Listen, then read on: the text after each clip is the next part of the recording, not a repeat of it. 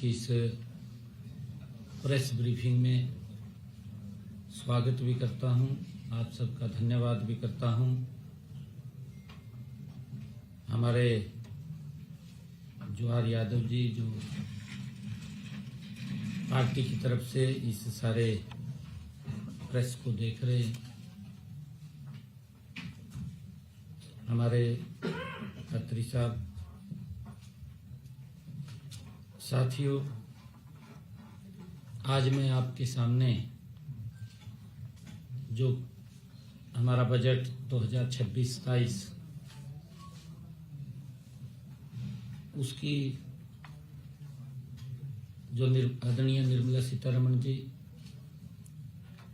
देश के यशस्वी प्रधानमंत्री आदरणीय मोदी जी के नेतृत्व के अंदर पिछले 11 वर्षों का अगर कार्यकाल देखें, ये भारत विकसित भारत की तरफ बड़ी मजबूती से बढ़ रहा है। जितने भी बजट आए हैं, उन्होंने विकसित भारत को गति से मजबूत किया है। बेशक कांग्रेस कमजोर होगी हो, उसकी कोई बात नहीं है, क्योंकि कांग्रेस आरोप लगाती रहती है। इन बजटों से कांग्रेस कमजोर हो सकती है, भारत मजबूत हुआ है नरेंद्र मोदी जी के नेतृत्व में। मैं इस बजट की भावना क्या है, इस बजट ने क्या दिशा ये देगा और उसके महत्वपूर्ण जो पहलू हैं, मैं उनके ऊपर चर्चा करने के लिए आज आप सबके बीच में आया हूं। सभी हमारे छायाकार मित्र भी हैं, पत्रकार बंधु भी हैं। मैं आप सबके माध्यम से हरियाणा के नागरिकों के सामने, हरियाणा के 2,80,00,000 लोगों के सामने देश के यशस्वी प्रधानमंत्री आदरणीय नरेंद्र मोदी जी के नेतृत्व में 3.0 सरकार का जो ये दूसरा बजट प्रस्तुत हुआ है, इस बजट से हरियाणा पर पड़ने वाले प्रत्यक्ष प्रभावों को भी मैं स्पष्ट रूप से बताना चाहता हूं, क्योंकि लगातार हमारे विपक्षी साथी, उन्होंने शायद इस बजट को ध्यानपूर्वक नहीं देखा। ध्यानपूर्वक इसलिए भी नहीं देखा, शायद देखा भी हो ध्यानपूर्वक, परंतु अपनी राजनीतिक रूप से जब विरोध नहीं कुछ करना, कुछ शब्द मिलते नहीं है विरोध के, हाजिरी तो लगानी पड़ती है, कुछ ना कुछ बोलना पड़ता है। कई लोग जब बजट आदरणीय निर्मला सीतारमण जी बोल रही थी, उसी बीच में ट्वीट कर दिया, कहा जी कुछ मिला नहीं हरियाणा को। भाई अभी पूरा प्रस्तुत हो जाने दो। होड़ लगी हुई थी राहुल गांधी को कैसे खुश किया जाए। भाई उसको तो कोई भी खुश नहीं कर सकता। उसको कौन खुश करागा? राहुल गांधी को कौन खुश करागा? कोई खुश नहीं कर सकता। वो हमारे कुरुक्षेत्र में आया पीछे यात्रा लेकर के, और यात्रा लेकर के आया, कहा पांडवा ने कोई जीएसटी लगाया था का? आपके सामने है किस प्रकार की बातें करते हैं, किस प्रकार से गुमराह करने वाले बयान देते हैं कि हाजिरी लगानी है। बस हाजिरी के निमित्त ही उन्होंने कुछ न कुछ बोलना है। साथियों, केंद्र सरकार का यह बजट केवल एक ये वित्तीय दस्तावेज नहीं है, ये एक वित्तीय दस्तावेज नहीं है, बल्कि यह भारत की उस तस्वीर को पेश करता है जिसमें भारत आत्मनिर्भर, प्रतिस्पर्धी और सामाजिक रूप से संवेदनशील ये बजट है, वो दिखाई देता है। साथियों, देश के यशस्वी प्रधानमंत्री आदरणीय नरेंद्र मोदी जी के नेतृत्व में यह बजट, इस बजट में विकास भी है, इस बजट में विश्वास भी है। और साथियों, इस सिद्धांत पर आधारित यह बजट है कि हरियाणा जैसे अग्रणी राज्य के लिए इसमें अपार अवसर निहित हैं। साथियों, यह बजट उस भारत की सोच को दर्शाता है जहां विकास का मतलब केवल बड़े शहर नहीं है, बल्कि गांव, किसान, महिला, युवा और श्रमिक भी हैं। साथियों, जहां अर्थव्यवस्था मजबूत हो लेकिन समाज का अंतिम व्यक्ति भी सुरक्षित और सम्मानित महसूस करे, ये बजट उस दिशा में ये महत्वपूर्ण बजट पेश किया है। साथियों, इस बजट में विकसित भारत के जो स्तंभ हैं, गरीब है, युवा है, महिला है, किसान है, को इसके केंद्र में रखा गया है, उनके ऊपर फोकस किया गया है। आदरणीय प्रधानमंत्री जी ने इसके बारे में कहा भी है। उन्होंने माननीय प्रधानमंत्री जी के कुशल नेतृत्व में साथियों हमारी विकास नीति के ये मूल मंत्र भी है, हम सब इस बात को जानते हैं। साथियों, इस बजट का मूल उद्देश्य संदेह के स्थान पर एक्शन, दिखावे के स्थान पर सुधार और लोक लुभावना घोषणाओं के स्थान पर ये जनहित को प्राथमिकता।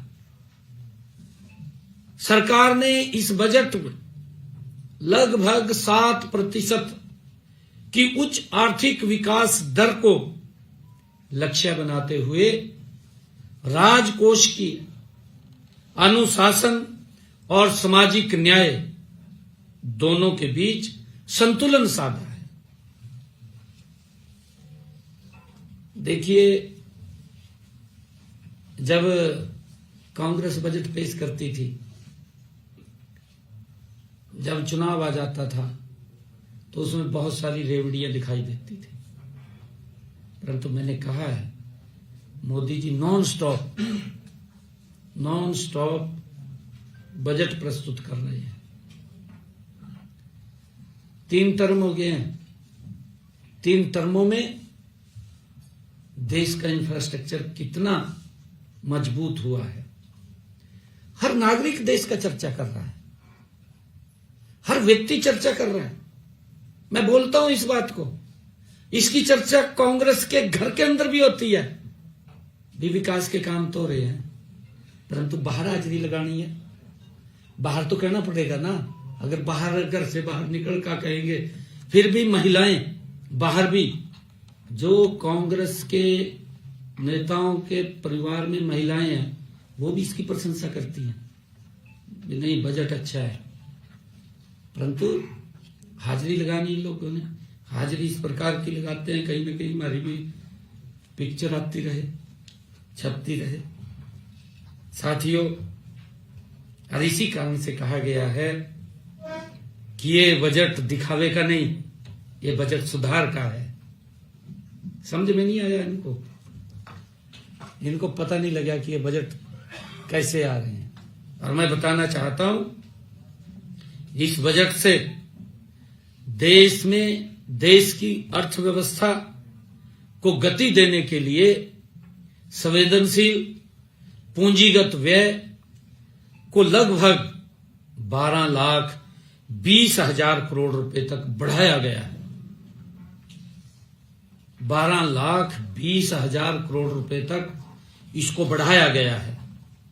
यह निवेश सड़कों, रेल, शहरी अवसंरचना, औद्योगिक कॉरिडोर और लॉजिस्टिक को मजबूत करने वाला है। साथियों, इसका सीधा लाभ हरियाणा को मिलेगा। लगातार मैं यही बात सुन रहा था, कहा हरियाणा को तो कुछ नहीं मिला, कहा कुछ नहीं मिला हरियाणा को। मैं सारी बात बताने वाला हूं कि इनके समय में बजट का क्या हाल होता था, और जो बजट आता था किस प्रकार से खुर्द-बुर्द हो जाता था, गरीब व्यक्ति तक नहीं पहुंचता था, उसको राहत नहीं मिलती थी। वो देखता रहता था बजट में लोक लुभावने वादे आए हैं, परंतु आए तो हैं परंतु मिले नहीं है। मायूस होकर के बैठ जाते थे लोग। मैंने कहा है कि बजट ये लोक लुभावना नहीं, ये सुधार का बजट है। ये समझ तो उनके भी आ रही है, परंतु मजबूरियां। राहुल गांधी कहा बोलो, कुछ भी बोलो, झूठ बोलो कहा जाएगा। कोई किताब उठा जाएगा लोकसभा के अंदर, किताब उठाएगा खड़ा हो जाएगा, किताब का किसी ने प्रिंट नहीं किया, किसी ने कुछ बोला नहीं, किताब उठाएगा खड़े हो गए। इस बात की अफवाहें फैलाने में तो माहिर हैं। साथियों, इसका लाभ सीधा हरियाणा को मिलेगा। हमारा राज्य दिल्ली एनसीआर, औद्योगिक गलियारों और राष्ट्रीय राजमार्गों का यह केंद्र है। हम सब देखते हैं आज हरियाणा में जो 4 लाइनिंग रोड एक्सप्रेसवे एक जाल बिछा है। मोदी सड़कों के मामले में तो स्पाइडरमैन से भी आगे निकल गए, जानते हैं ना, है? सड़कों के मामले में अमेरिका को भी पीछे छोड़ने वाले इतना इंफ्रास्ट्रक्चर मजबूत हुआ। और साथियों, इस निवेश से न केवल विकास कार्य तेज होंगे, बल्कि लाखों युवाओं के लिए रोजगार के नए अवसर भी पैदा होंगे। साथियों, बजट में युवाओं के लिए क्या है, ये बात विपक्ष द्वारा कही गई कि युवाओं के लिए क्या है, ये बोला गया, दुष्प्रचार किया गया। मैं बताना चाहता हूं, इस पर उन्होंने खूब चर्चा की है, बोलते रहे, अब भी बोल रहे हैं। साथियों, मैं बताना चाहता हूं कि केंद्र सरकार हमारे युवाओं को देश की सबसे बड़ी पूंजी मानती है। युवा कौशल विकास व शिक्षा के क्षेत्र में इस बजट में 1,39,000 करोड़ रुपए का प्रावधान किया गया है युवाओं के लिए, जिसमें कोई युवा कौशल विकास शिक्षा इस क्षेत्र के अंदर 1,39,000 करोड़ रुपए का प्रावधान किया गया है। देश के 1,50,000 से अधिक युवाओं को नई उम्र की स्किल का प्रशिक्षण भी प्रदान किया जाएगा। इसलिए केंद्रीय बजट में कौशल विकास, रोजगार और भविष्य की तकनीकों के लिए 15,000 करोड़ रुपए से अधिक का प्रावधान वो किया गया है। साथियों, इसमें चाहे आर्टिफिशियल इंटेलिजेंस हो, एआई, चाहे रोबोटिक्स हो, और चाहे बायोटेक हो, और साइबर सिक्योरिटी हो, ऐसी तकनीकों के लिए 10,000 करोड़ रुपए का विशेष फंड इसमें रखा गया है।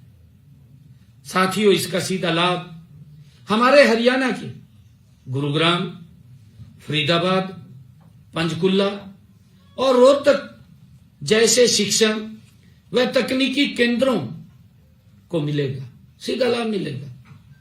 साथियों, जहां हमारे युवा विश्व स्तरीय अति आधुनिक कौशल सीखकर उच्च आय रोजगार प्राप्त कर सकेंगे। साथियों, इसी बजट के अंदर हमारे युवाओं के लिए स्टार्टअप उद्यमिता के लिए भी 7500 करोड़ रुपया प्रावधान किया गया है। और साथियों, हरियाणा का स्टार्टअप्स इकोसिस्टम और मजबूत होगा। और साथियों, इससे प्रदेश में नवाचार को बढ़ावा मिलेगा और हमारा युवा रोजगार मांगने वाला नहीं बल्कि रोजगार देने वाला वो बनेगा। इस बजट के अंदर ये मजबूती उनको मिलेगी। साथियों, आज हरियाणा भारत में स्टार्टअप की संख्या में चौथे बड़े राज्यों में है। आप देख रहे हैं, लगातार हमने अपने बजट के अंदर भी स्टार्टअप से बातचीत की, उनसे हमने सुझाव भी लिए हैं। वर्तमान में हरियाणा में 9100 से अधिक मान्यता प्राप्त स्टार्टअप्स हैं। प्रदेश में 19 यूनिकॉर्न्स हैं और इसके लिए 250 से अधिक फॉर्च्यूनर 500 कंपनियां भी यहां पर हैं। साथियों, इसमें भी अधिक खुशी की बात यह है कि लगभग 50% स्टार्टअप्स महिलाएं चला रही हैं। हमने एक टारगेट रखा था कि हम महिलाओं की इसमें भागीदारी बढ़ाएंगे। मुझे खुशी है आज इस बात की कि आज 50% स्टार्टअप्स हमारी महिलाएं चला रही हैं। हमने अगले चरण में स्टार्टअप्स में महिलाओं की भागीदारी बढ़ाकर इसको 60% तक करने का लक्ष्य भी रखा है। और साथियों, यही नहीं, हम नीति आयोग के साथ मिलकर वीमेन एंटरप्रेन्योरशिप प्लेटफॉर्म का एक स्टेट चैप्टर भी स्थापित कर रहे हैं। साथियों, इसमें महिलाओं उद्यमियों को 700 से अधिक मेंटर्स, विशेष प्रशिक्षण, वित्तीय सहायता, बाजार तक पहुंच और इंक्यूबेशन सहयोग प्राप्त होगा। साथियों, हमने हरियाणा राज्य स्टार्टअप नीति 2022 उसको भी लागू किया है। साथियों, मैं बताना चाहूंगा कि हम स्टार्टअप्स को प्रोत्साहित करने के लिए 2000 करोड़ रुपए का फंड ऑफ फंड्स उसको भी स्थापित करवाने जा रहे हैं। साथियों, इसी तरह शिक्षा से रोजगार और उद्यमिता को जोड़ने के लिए उच्च स्तरीय स्थायी समिति का गठन भी किया गया है। साथियों, डिजिटल और क्रिएटिव अर्थव्यवस्था को बढ़ावा देने के लिए देश भर में 15,000 माध्यमिक विद्यालयों और 500 महाविद्यालयों में NVGC कंटेंट क्रिएटर लैब्स स्थापित की जाएंगी। साथियों, IT सेवाओं में के क्षेत्र में सुरक्षित मार्जिन सीमा को 300 करोड़ रुपए से बढ़ाकर 2000 करोड़ रुपए किया गया है। साथियों, इसमें बड़ी संख्या में युवाओं के लिए उच्च गुणवत्ता वाले और रोजगार के अवसर पैदा होंगे। साथियों, खेलों के क्षेत्र में खेलो इंडिया मिशन को एकीकृत प्रतिभा विकास मार्ग के रूप में विकसित किया जा रहा है। साथियों, इसमें वैज्ञानिक प्रशिक्षण, आधुनिक खेल अवसंरचना और तकनीकी का समावेश होगा। साथियों, हरियाणा की लगभग 65% आबादी हरियाणा की युवा है। साथियों, यह बजट इस युवा शक्ति को शिक्षा, कौशल, तकनीकी और रोजगार से जोड़ने का ये स्पष्ट रोड मैप देता है। जो साथियों ये बात दुष्प्रचार कर रहे कि युवाओं के लिए क्या है, मैं उनको बताना चाहता हूं कि कितना बजट आदरणीय प्रधानमंत्री जी ने आदरणीय निर्मला सीतारमण जी ने युवाओं को कितना लाभ मिलेगा। हम चाहते हैं, हमारी सरकार की सोच है कि हमारा युवा रोजगार लेने वाला नहीं, रोजगार देने वाला बने। उस दिशा में काम कर रहे हैं। साथियों, हमारी महिलाएं और गरीब वर्ग के लिए ये बजट सामाजिक न्याय और आर्थिक सशक्तिकरण का ये उनके लिए बजट है, गरीब और महिलाओं के लिए। साथियों, सरकार ने महिलाओं को आर्थिक गतिविधियों के केंद्र में लाने के लिए स्वयं सहायता समूहों को सामुदायिक स्तर पर उद्यमिता हट के रूप में विकसित करने की योजना वो बनाई है।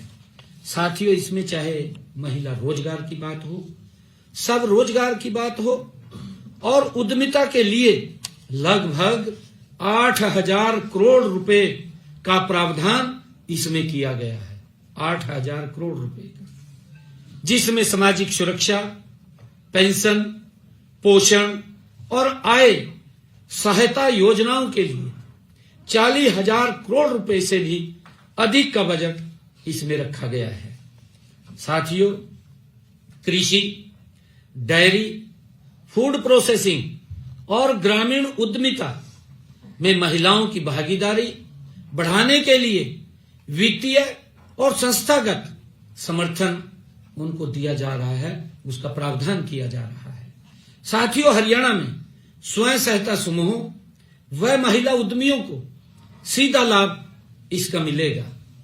साथियों, प्रत्येक जिले में उच्च शिक्षा के स्टेम संस्थाओं में महिला छात्रावासों की स्थापना का प्रावधान किया गया है कि हर जिला के अंदर एक महिलाओं के छात्रों के लिए एक छात्रावास बनाए जाएंगे। यह प्रयास दर्शाता है साथियों कि हमारी सरकार बेटियों की शिक्षा व सुरक्षा का भी सर्वोच्च प्राथमिकता देने का काम हमारी सरकार कर रही है। वो इस बजट के अंदर झलकता है। साथियों, अब मैं स्वास्थ्य क्षेत्र की बात करना चाहूंगा। स्वास्थ्य क्षेत्र में भी यह बजट हरियाणा के लिए एक बड़ा अवसर ये बजट लेकर के आया है। साथियों, क्योंकि इन्होंने पूरा इसको गंभीरता से तो पढ़ा नहीं है। मैंने कहा भी है, जब इन्होंने एकदम ट्वीट किया था तो मेरी प्रतिक्रिया आई थी। मैंने तुरंत कहा था, मैं भी पढ़ तो लेना चाहिए था, ऐसे नहीं मैं ट्वीट करना चाहिए। इसके अंदर मैं आपकी छवि जितनी बची हुई है वो भी खराब हो जाएगी अगर मान लिया गलत ट्वीट करेंगे। जितनी जो थोड़ी बहुत इज्जत बची हुई है वो भी साफ हो जाएगी। इस स्वास्थ्य के बजट में बायोफार्मा की बात हो, ये बायोफार्मा शक्ति पहल के अंतर्गत 10,000 करोड़ रुपए का प्रावधान किया गया है। इसमें स्वास्थ्य अवसंरचना के लिए 20,000 करोड़ रुपए, मेडिकल टूरिज्म के लिए 5,000 करोड़ रुपए का प्रावधान इसमें किया गया है। साथियों, इसमें हमारे गुरुग्राम, पंचकुला, रोहतक, करनाल जैसे क्षेत्रों में फार्मा क्लस्टर, मेडिकल कॉलेज और आधुनिक अस्पतालों को नई गति मिलेगी। साथियों, इससे न केवल स्वास्थ्य सेवाएं बेहतर होंगी बल्कि डॉक्टरों, नर्सों और तकनीशियनों और पैरामेडिकल स्टाफ के लिए बड़े पैमाने पर रोजगार भी सृजित होंगे। ये खाली मान ले कोई अगर इंफ्रास्ट्रक्चर बढ़ता है तो उसमें रोजगार के साधन भी खड़े होते हैं। साथियों, इसके साथ ही स्वास्थ्य और देखभाल क्षेत्र में 1,50,000 बहुकौशल केयर गिवर्स को प्रशिक्षित करने का लक्ष्य भी रखा गया है। इनमें बड़ी संख्या में महिलाएं होंगी।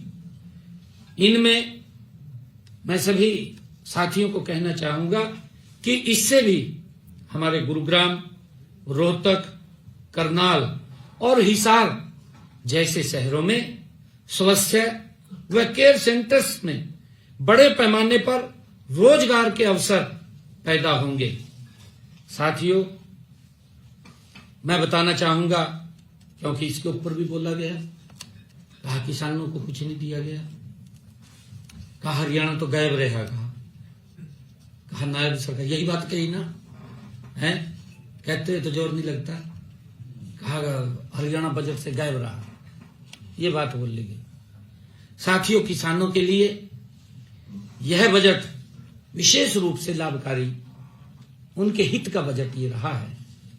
साथियों, कृषि और संबद्ध क्षेत्र के लिए लगभग 1,62,000 करोड़ रुपए का कृषि क्षेत्र के लिए इस बजट में प्रावधान किया गया है। अगर मैं पूछूं ट्वीट मास्टरों से, और जो ये कह रहे थे, कहा ये बजट में हरियाणा गायब रहा, भाई आपकी सरकार थी केंद्र के अंदर, राहुल गांधी बताए ना, लोकसभा चल रही है खड़े होकर के, पूरा देश सुनना चाहेगा। राहुल गांधी को बताना चाहिए कि भाई हमारे समय के अंदर 10 साल रही, कृषि क्षेत्र के लिए कितना प्रावधान था। नहीं वो बताना चाह रहा तो मैं बता दूं, मात्र 25,000 करोड़ रुपए का कितना प्रावधान था, 25,000 करोड़ रुपए का। कांग्रेस के समय कैसे देश आगे बढ़ता, कैसे विकसित भारत बनता, ये बताने का काम करें। मोदी जी ने इस बजट के अंदर प्रावधान कितना किया है, 1,62,000 करोड़ रुपए का प्रावधान किया है। 11वां साल है, कितना बड़ा प्रावधान आदरणीय मोदी जी ने किया है। बताना चाहिए कि उन्होंने, कांग्रेस के जो बड़े दिग्गज है, झूठ तो बोलने में माहिर है, परंतु आंकड़ों से बात करनी चाहिए। कोई इस प्रकार की बुक्स ठाका देश को गुमराह करना और देश के उसके ऊपर बोल देना झूठ, और झूठ बोल कर भाग जाना। मैं 2 बात करना चाहता हूं, कर ले भाई, तब देखो बेड़िया पैर की किसी ने रोकिया तो नहीं है। अगर किसी ने रोकिया हो तब तो बात भी आ भी बात कर भाई, जबान रोक रखी क्या किसी ने, बाहर कर ले जाएगा था। पत्रकार सुना, और पत्रकार तो रंसस का सुना बात था उसकी सुना नहीं सुना, हमारा काम खराब कराओगे। मात्र 25,000 करोड़ रुपए का था कांग्रेस के समय में। ये 2014 की बात है, लंबी बात नहीं है। मोदी जी ने इन 11 वर्षों के अंदर देश के किसान के हित में जो बजट प्रस्तुत किया है, जो उसमें प्रावधान किया है, 1,62,000 करोड़ रुपए का। अरे पासिंग भी नहीं है। जो उनका लंबे समय 55 साल तक देश को प्रशासन करते रहे, देश को गुमराह करते रहे, कहा कांग्रेस ने विकास किया। भाई विकास तो अपना कर लिया, देश का तो विकास नहीं हुआ। अगर देश का विकास हुआ है तो नरेंद्र मोदी जी के नेतृत्व में हुआ है। आज दिखाई दे रहा है, हर व्यक्ति बोल रहा है, ये इस प्रकार की बातें करते हैं। पशुपालन और डेयरी के लिए 6,153 करोड़ रुपए से भी अधिक का आवंटन किया गया है पशुपालन और डेयरी के लिए। ये प्रधानमंत्री जी की दूरगामी सोच, इस प्रकार का बजट देश को विकसित भारत में गति से आगे बढ़ाने का काम करेगा। और साथियों, इसी प्रकार मत्स्य पालन के लिए आदरणीय प्रधानमंत्री जी ने, निर्मला सीतारमण जी ने जो प्रावधान किया है 2,500 करोड़ रुपए का, और पीएम किसान सम्मान निधि कि मेरा किसान वो नीचे न दबे, वो मजबूत हो, खुशहाल हो। आदरणीय प्रधानमंत्री जी ने इस बजट के अंदर प्रधानमंत्री किसान सम्मान निधि योजना के लिए 63,500 करोड़ रुपए की निरंतर सहायता जारी रखी जाएगी। किसानों के लिए बड़ी राहत देने का काम आदरणीय मोदी जी ने किया है। मेरे हरियाणा के 20 लाख किसानों को यह लाभ मिल रहा है। पिछले समय के अंदर 19 किस्तें गई हैं। अगर हम बात करें 19 किस्तों के अंदर मेरे हरियाणा के किसान को लगभग 7,500 करोड़ रुपया उन तक पहुंचाने का काम ये आदरणीय मोदी की सरकार ने किया है, मोदी जी ने किया है। राहुल गांधी, कांग्रेस के नेता, ध्यान करिए आप, ये कभी वोट चोरी की बात करते हैं, कभी संविधान को समाप्त करने की बात करते हैं। ये किस प्रकार के झूठे आरोप लगाते हैं। देश ने नकार दिया इनको, बिल्कुल नकार दिया देश ने। अब आप देखना, बंगाल के अंदर भी, पंजाब के अंदर भी मोदी जी के नेतृत्व में बड़े मैंडेट के साथ सरकारें बन रही हैं। मोदी जी काम कर रहे हैं, मोदी जी सोते नहीं हैं, दिन रात देश को बढ़ाते हुए लगातार आगे लग रहे हैं। एक एक वर्ग की चिंता की जा रही है। इनके यहां किसकी चिंता की गई यही बता दे। 20 वर्ग की चिंता की है, बताएं ना ये भाई। ये तो पूरा देश मीडिया के सामने है, पूरा मीडिया सुनता है, पूरा देश। बताएं ना भी कौन सी योजनाएं लोगों के हित में मजबूती के लिए बनाई है। झूठ बोलते हैं सारा दिन। साथियों, कोई छोटा प्रावधान नहीं है। प्रधानमंत्री किसान सम्मान निधि में 63,500 करोड़ रुपए का ये निरंतर सहायता जारी रहेगी, इसका प्रावधान किया है। और साथियों, मैं बताना चाहता हूं, भारत विस्तार योजना से हमारे किसान डिजिटल AI आधारित कृषि प्लेटफॉर्म से सीधे जुड़ सकेंगे। और साथियों, उन्हें मौसम की जानकारी हो, मिट्टी के परीक्षण की बात हो कि खेत में क्या डालना क्या नहीं डालना है, बाजार की सटीक जानकारी उन तक पहुंचेगी और इसमें बेहतर निर्णय वो कर सकेंगे। क्योंकि जब उनके पास जानकारी होगी, मेरे किसान के पास, तो निर्णय भी कर सकेंगे कि अब मौसम कैसा है। मेरे एक बात याद आ रही थी, कई बार वो एक किसान हमारा भोला है, कांग्रेस की हालत तो ये थी, कई बार वो गुब्बारा आता है ना, धूल का गुब्बारा आ जाओ, पता नहीं लगता कहां खड़े हो जाएगा, और जहां से वो गुब्बारा आ जाएगा तहस नहस कर देगा। ये हालत कांग्रेस की है। तो झूठ बोलते हैं साथियों।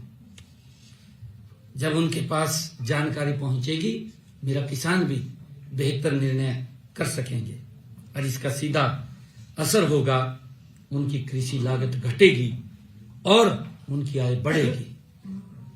साथियों, इस बजट का असर हरियाणा के खेत खलियान में साफ दिखाई देगा।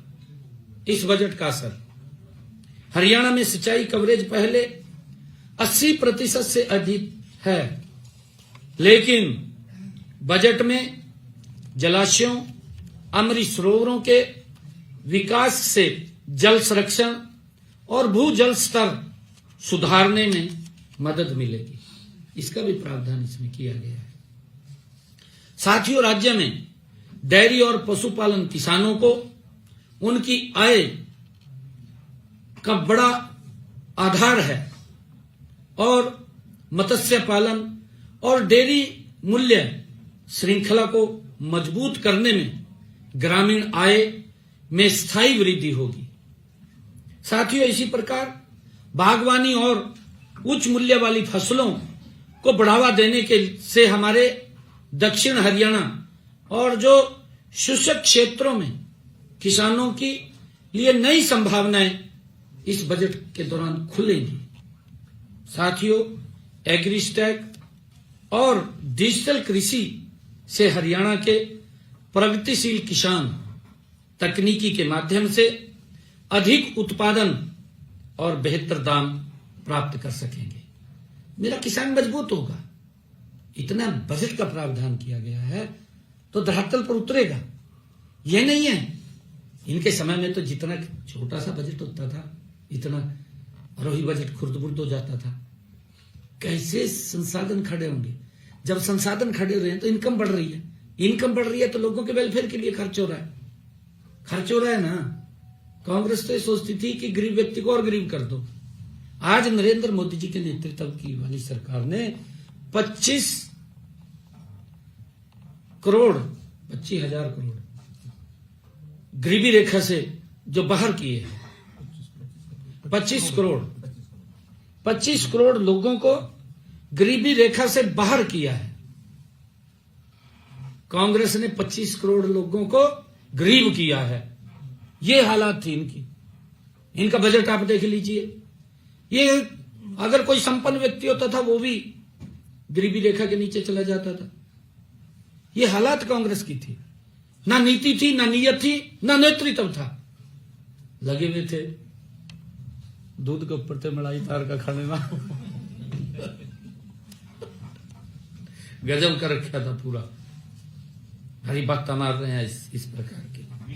पूरा देश देख रहा है। बीगन कर रखा था, बीगन था कर। साथियों, बागवानी और उच्च मूल्य वाली फसलों को बढ़ावा देने के लिए हमारे जहां पानी कम लगता है, शुष्क क्षेत्र हैं, किसानों के लिए नई संभावनाएं वहां पर खुलेंगी। साथियों, केंद्र सरकार ने बजट में भूमि सुधार के लिए भी कई प्रावधान किए हैं। साथियों, हाल ही में केंद्र सरकार ने राज्यों में भूमि संबंधी सुधारों को बढ़ावा देने के लिए पूंजी निवेश के लिए राज्यों को विशेष सहायता योजना के तहत 10,000 करोड़ रुपए की प्रोत्साहन राशि निर्धारित की है। इसके अलावा किसानों की रजिस्ट्री बनाने के लिए 5,000 करोड़ रुपए का प्रोत्साहन दिया जाएगा।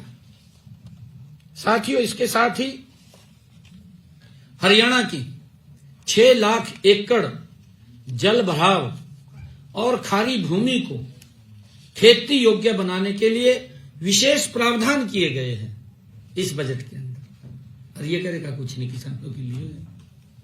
साथियों, इससे राज्य के हजारों किसानों को लाभ होगा और कृषि का उत्पादन बढ़ेगा।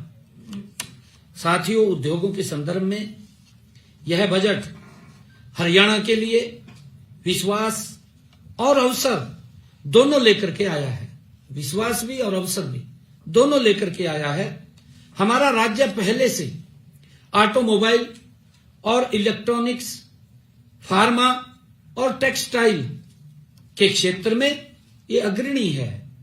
और साथियों, अब ये सेमीकंडक्टर और इलेक्ट्रॉनिक्स कंपोनेंट और बायोफार्मा को बढ़ावा देने की योजना से हमारा जो गुरुग्राम है, फरीदाबाद है, सोनीपत जैसे क्षेत्रों में निवेश की कई परियोजनाएं वो आएंगी। साथियों, इससे बड़ा लाभ हमारे हरियाणा प्रदेश को मिलेगा। और इसके साथ ही 200 पुराने औद्योगिक क्लस्टरों के पुनर्जीवन का निर्णय भी पानीपत हो, यमुनानगर हो, अंबाला हो जैसे पारंपरिक औद्योगिक क्षेत्रों को नई ऊर्जा और एमएसएमई सेक्टर में के लिए 10,000 करोड़ रुपए का ये की विकास निधि का लाभ हरियाणा के भी छोटे उद्यमियों और कारीगरों को इसका लाभ मिलेगा। साथियों, इंफ्रास्ट्रक्चर और विकास के मामले में हरियाणा इस बजट से और मजबूत होगा। साथियों, हाई स्पीड रेल, शहरी आर्थिक क्षेत्रों और टियर 2 और टियर 3 शहरों पर ध्यान देने से हमारे रोहतक, हिसार, करनाल, सिरसा और रेवाड़ी जैसे शहरों में रोजगार आधारित शहरीकरण को बढ़ावा भी मिलेगा। साथियों, दिल्ली एनसीआर से जुड़े हरियाणा के शहरों में कनेक्टिविटी और रियल एस्टेट को भी बढ़ावा मिलेगा। साथियों, औद्योगिक व लॉजिस्टिक हब के रूप में राज्य की भूमिका और अधिक मजबूत होगी। साथियों, इस बजट में ग्रीन एनर्जी और बैटरी स्टोरेज पर भी जोर देने से हरियाणा में सोलर और रिन्यूएबल एनर्जी परियोजनाओं का विस्तार होगा। साथियों, इससे राज्य की ऊर्जा जरूरतें भी पूरी होंगी और पर्यावरण संतुलन भी बना रहेगा। साथियों, मैं बताना चाहता हूं कि इस बजट में आम नागरिक के लिए यह बजट एक राहत का बजट है, आम नागरिक के लिए, और इसका लाभ हरियाणा के मध्यम वर्ग और गरीब परिवारों को सीधा इस बजट का लाभ मिलेगा। साथियों, टैक्स प्रक्रियाओं में सरलता, कैंसर जैसी गंभीर बीमारियों की दवाओं पर शुल्क में छूट और शिक्षा व इलाज पर खर्च कम होने से परिवारों की जेब पर जो बोझ पड़ता था, जो एक बीमारी के कारण गरीबी रेखा के नीचे चला जाता था, अब वो बोझ घटेगा।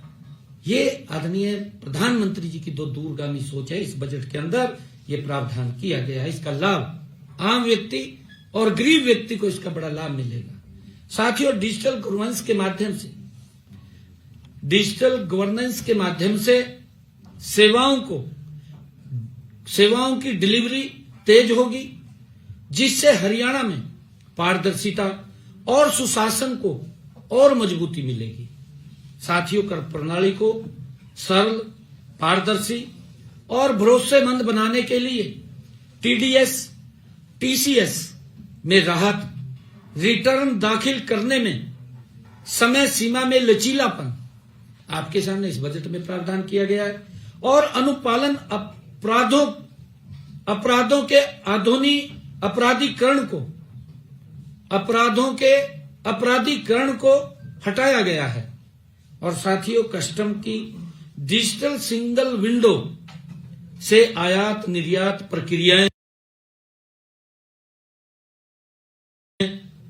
तेज होंगी, व्यापार करने की लागत भी घटेगी।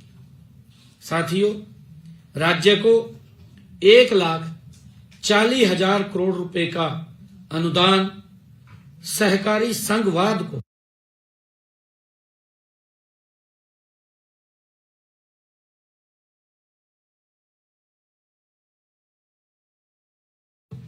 सशक्त करने की दिशा में एक बड़ा कदम ये साबित होगा। साथियों, हमारे सभी जागरूक पत्रकार, मैं आप सबके माध्यम से बताना चाहूंगा कि रेलवे क्षेत्र में भी हरियाणा को एक मजबूत और दूरदर्शी रोड मैप मिला है। साथियों, हरियाणा को 3,566 करोड़ रुपए आवंटित किए गए हैं। इनमें से 315 करोड़ रुपए विशेष रूप से राज्य की प्राथमिक और लक्षित परियोजनाओं के लिए रखे गए हैं। साथियों, हरियाणा में 34 रेलवे स्टेशनों को अमृत भारत योजना के अंतर्गत आधुनिक बनाया जा रहा है।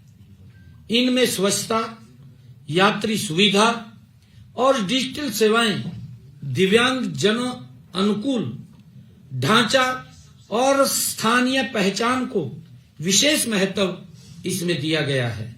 साथियों, यह रेलवे पहल हरियाणा की अर्थव्यवस्था को नई ऊंचाई पर ले जाने वाली ये डेडिकेटेड फ्रंट कॉरिडोर से जुड़ी कनेक्टिविटी और लॉजिस्टिक इंफ्रास्ट्रक्चर के विस्तार से राज्य की माल परिवहन क्षमता में लगभग 11 गुना तक वृद्धि होगी। साथियों, इससे हमारे उद्योगों को तेज और किफायती परिवहन सुविधा मिलेगी। साथियों, किसानों को अपने उत्पाद बाजार तक पहुंचाने में सहूलियत होगी और युवाओं के लिए बड़े पैमाने पर रोजगार के नए अवसर पैदा होंगे। साथियों, कुल मिलाकर यह रेलवे उस हरियाणा को एक मजबूत औद्योगिक और लॉजिस्टिक हब के रूप में स्थापित करेगा और विकसित हरियाणा, विकसित भारत की दिशा में हमारी प्रतिबद्धता को और सशक्त बनाएगा। साथियों, महान संस्कृति, विरासत और पुरातात्विक महत्व के 15 स्थलों को भी वैश्विक पहचान मिलेगी इस बजट के अंदर। और साथियों, इसमें हरियाणा के, मुझे खुशी है इस बात की, हमारे हरियाणा के राखी गढ़ी जैसे स्थलों को भी वैश्विक पहचान मिल सकेगी, इस बजट के अंदर प्रावधान किया गया है। साथियों, मैं आपको 16वें वित्त आयोग की सिफारिशों के बारे में भी बताना चाहूंगा, क्योंकि पिछले दिनों जब फाइनेंस कमीशन आया था, आप सब लोगों को मालूम है, हमने उसके सामने बड़ी डिटेल बात रखी थी। और वो बात हमने देश के यशस्वी प्रधानमंत्री आदरणीय नरेंद्र मोदी जी को भी उससे अवगत कराया था। आदरणीय प्रधानमंत्री जी हरियाणा के लोगों से बहुत स्नेह करते हैं, प्यार करते हैं। हमारी उस समस्या को फाइनेंस जो कमेटी आई थी, आयोग आया था, उसने हमारी समस्या को ध्यानपूर्वक सुना था, जो हमने उनके सामने विषय रखा था। और मुझे खुशी है कि उस समस्या को उन्होंने ध्यानपूर्वक सुन करके उसको अमल में लाए हैं। और साथियों, मैं बताना चाहूंगा कि आपको 16वें वित्त आयोग की सिफारिशों केंद्र सरकार ने जो वर्ष 2026 से 2031 की अवधि के लिए वित्त आयोग की सिफारिशों को हमारी स्वीकार कर लिया है, ये हमारे लिए बड़े गर्व की बात है, बड़ी खुशी की बात है। जो ये बात बोल रहे हैं ना, मुझे तो दुख होता है कि ये लोग इतना झूठ क्यों बोलते हैं। भी झूठ बोलने की भी कोई एक सीमा होती है, सीमा में रह करके झूठ बोलना चाहिए, परंतु झूठ बोलते हैं बहुत ज्यादा।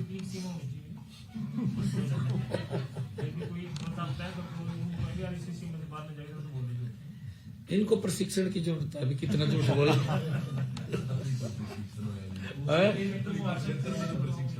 और उसका लाभ तो मिला नहीं, 1 घंटा भी नहीं रुकिया और तो रोटी खाना आया था।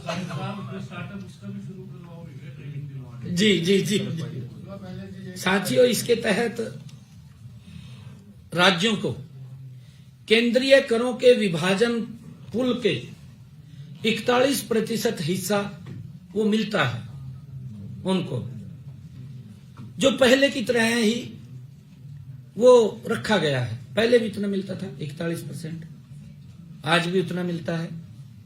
परंतु हमारी समस्याएं थी कुछ, हमने उन समस्याओं को वित्त आयोग के सामने रखा, ध्यानपूर्वक उन्होंने सुना, सुन करके अमल किया। हमारे लिए खुशी की बात है कि केंद्रीय करों में हरियाणा राज्य का हिस्सा अब जो हिस्सा था पहले वो 1.093% से बढ़ा करके अब वो 1.361% हो गया है। 1.361 हो गया है। साथियों, जो ये बात बोलते हैं 15वें वित्त आयोग की अनुशंसा की तुलना में यह लगभग 24.5% की ऐतिहासिक बढ़ोतरी है। 24.5% की ये ऐतिहासिक बढ़ोतरी है हरियाणा के लिए, और अब तक की यह सबसे अधिक बढ़ोतरी है, अब तक की सबसे बड़ी बढ़ोतरी है। ये हरियाणा प्रदेश के लिए ये बड़े गर्व की और खुशी की बात है।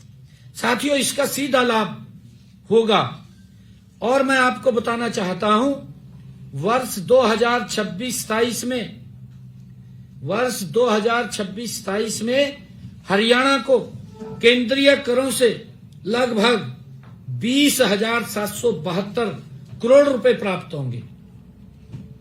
टैक्स से 20,772 करोड़ रुपए प्राप्त होंगे। यह राशि पिछले वर्ष से संशोधित अनुमान के करीब 5,547 करोड़ रुपए अधिक है। साथियों, आने वाले 5 वर्षों में इस बढ़े हुए हिस्से में हरियाणा को लगभग 28,000 करोड़ रुपए अतिरिक्त राशि वो मिलने का अनुमान है। साथियों, कुल मिलाकर के 16वें वित्त आयोग की अवधि में हरियाणा को 1 लाख करोड़ रुपए केंद्रीय करों से प्राप्त होंगे। 16वें वित्त आयोग की अवधि में हरियाणा को करीब 1 लाख करोड़ रुपए केंद्रीय करों से प्राप्त होंगे, जो कि हरियाणा को मिलने वाला अब तक का सबसे ज्यादा फंड है, सबसे ज्यादा फंड है। ये बात कह रहे का कुछ नहीं मिले हरियाणा को, आपके सामने है। और जबकि जो ये बात बोल रहे हैं ना कि हरियाणा को कुछ नहीं मिला, मैं देख रहा था, पता नहीं कहां थे, कहा बजट में हरियाणा गायब है, सरकार गायब है, नायब कहा नायब गायब है। ये इस प्रकार की बातें, यार ये इस प्रकार की घटिया राजनीति है, ऐसी नहीं करनी चाहिए, घटिया राजनीति। मैं उनका आईना दिखाता हूं उनको जो इस प्रकार की बात करते थे। इनके समय के अंदर क्या था, कांग्रेस के शासनकाल में 13वें वित्त आयोग की सिफारिशों के अनुसार प्रदेश को 14,937 करोड़ रुपए ही मिले थे। कितने मिले थे? 14,937 करोड़ रुपए ही मिले थे। जबकि मैंने आपको कहा है कि हमें इस वित्त वर्ष में 28,000 करोड़ रुपए मिलने का अनुमान है, इस वित्त वर्ष में। इनका पूरे समय के अंदर, इसमें 16वें वित्त आयोग के अंदर मिला था 14,937 करोड़ रुपए। हमारे शासनकाल में जो 14वां वित्त आयोग की सिफारिशों के अनुसार, जब से आदरणीय नरेंद्र मोदी जी देश के प्रधान सेवक के रूप में उन्होंने जिम्मेवारी ली, 14वें वित्त आयोग में ये 34,758 करोड़ रुपए और 15वें वित्त आयोग की सिफारिशों के अनुसार प्रदेश में 61,736 करोड़ रुपए प्राप्त हुए थे। साथियों, यह हरियाणा की आर्थिक मजबूती और देश के यशस्वी प्रधानमंत्री आदरणीय नरेंद्र मोदी जी केंद्र सरकार के सहयोग का ये स्पष्ट प्रमाण है। हमारी सरकार वित्तीय अनुशासन के साथ साथ विकास को भी समान प्राथमिकता दे रही है। साथियों, 16वें वित्त आयोग से मिलने वाले अतिरिक्त संसाधन हरियाणा को और तेजी से विकास के पथ पर आगे ले जाने में ये मदद करेंगे। साथियों, हरियाणा की आर्थिक स्थिति मजबूत है, प्रबंधनीय है और पूरी तरह से नियंत्रण में है, क्योंकि अफवाह फैलाई जाते हैं ये इधर उधर की। हमारी सरकार पारदर्शिता, सुशासन और जवाबदेही के रूप में के साथ प्रदेश को विकसित हरियाणा, विकसित भारत के लक्ष्य की और गति से आगे बढ़ रही है। यह बजट भारत को विश्व की तीसरी सबसे बड़ी अर्थव्यवस्था बनाने की दिशा में एक निर्णायक कदम ये साबित होगा। साथियों, मैं पूरे विश्वास के साथ ये कहना चाहता हूं कि हमारी आदरणीय नरेंद्र मोदी जी के नेतृत्व में केंद्र सरकार का यह बजट हरियाणा के किसान, हरियाणा के युवा, हरियाणा की महिला, हरियाणा के उद्यमी और हरियाणा के आम नागरिक सभी के लिए अवसरों का बजट है। साथियों, ये बजट विकास, रोजगार, सुरक्षा और भविष्य की तैयारी के साथ आगे ये बढ़ाएगा। साथियों, मैं ये कहना चाहता हूं कि देश के यशस्वी प्रधानमंत्री आदरणीय नरेंद्र मोदी जी के कुशल नेतृत्व में यह बजट प्रस्तुत, हमारा केंद्रीय बजट प्रस्तुत हुआ है और केंद्रीय बजट हरियाणा को और सशक्त, आत्मनिर्भर और समृद्ध बनाने में यह मील का पत्थर साबित होगा। इसके लिए मैं देश के यशस्वी प्रधानमंत्री, जो विकसित भारत को और तेज गति से आगे बढ़ाने वाला ये बजट है, मैं इसके लिए देश के यशस्वी प्रधानमंत्री आदरणीय नरेंद्र मोदी जी और माननीय हमारी वित्त मंत्री निर्मला सीतारमण जी को कोटि कोटि उनका आभार व्यक्त करता हूं, उनका दिल से धन्यवाद करता हूं कि उन्होंने ऐसा बजट दिया है जो हर वर्ग को एक मजबूती से विकसित भारत तक ले जाने का काम करेगा। बहुत बहुत धन्यवाद।